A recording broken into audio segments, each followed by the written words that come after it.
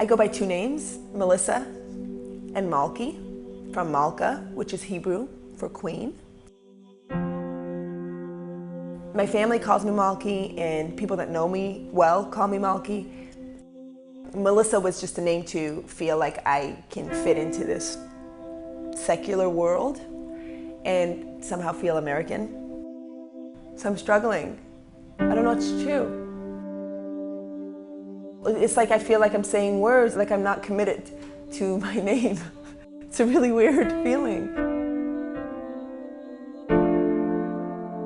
I grew up in Brooklyn, in Borough Park. It's a very insular Hasidic community, like the ones that have the black hats and the curls, and the women wear the wigs. It's a 20-block radius.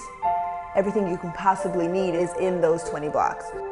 We have our own schools and our own grocery stores, clothing stores. We never have to leave. Yiddish was our first language, so we didn't really talk to people outside of our community.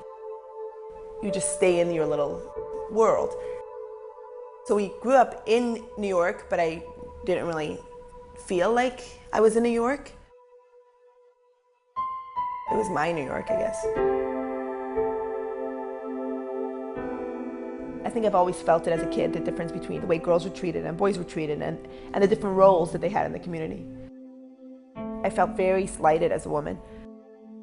We were supposed to walk modestly and dress modestly, and that meant cover your elbows and your knees. Don't talk too loud and don't sing loudly. It's called a Bas Yisrael, which is a daughter of Israel.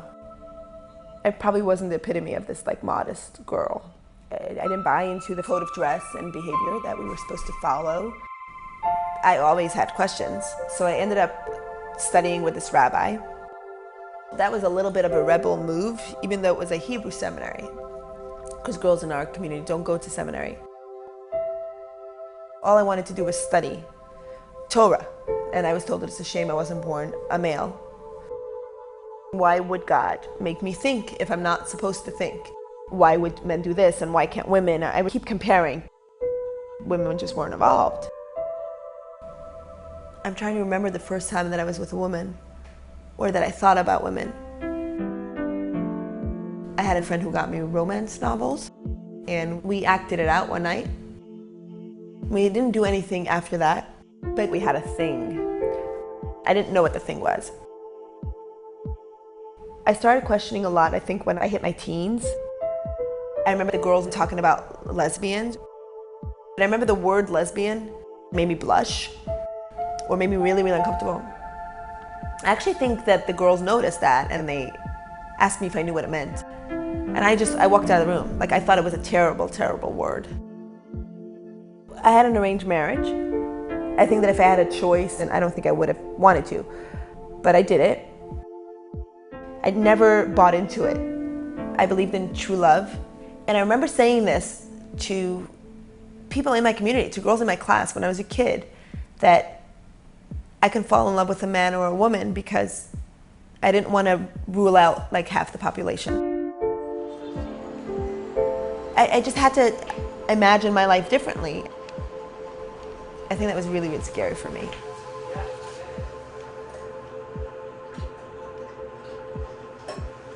In my community, women, when they get married, are supposed to shave their heads. And I never wanted to do that. I had to struggle to keep my hair.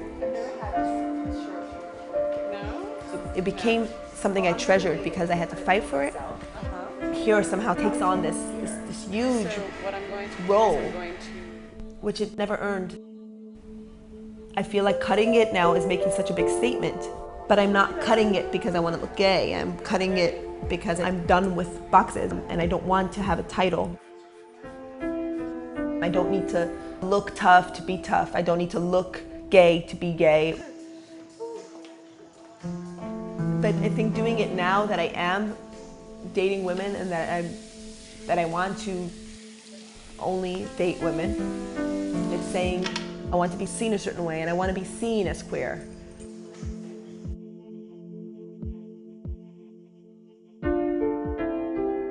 I'm perceived as feminine, It's like strong maybe, but feminine, which I'm okay with. I am feminine, but I'm not just feminine. And right now, if I do something that's perceived as more masculine, it's noticed, it's commented on. Oh my God. It's like, oh, that's masculine of you. I don't feel like it should be masculine and feminine. I think it's just me. I'm not confused, and I don't think I need to find who I am. I know who I am. But if I don't say that I date women, people think that I am straight.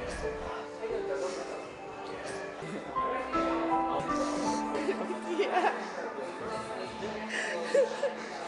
And that makes me feel that I'm not seen. Oh my God, I'm like a different human being. I'm still having trouble with those terms of feminine and masculine. I think that cutting it, I think that maybe it'll embody the contrast that is me. That combination might give me that, maybe that freedom.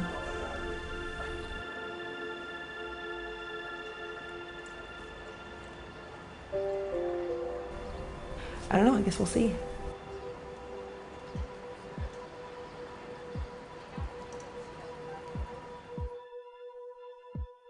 Hey, NBC News fans, thanks for checking out our YouTube channel. Subscribe by clicking on that button down here and click on any of the videos over here to watch the latest interviews, show highlights, and digital exclusives. Thanks for watching.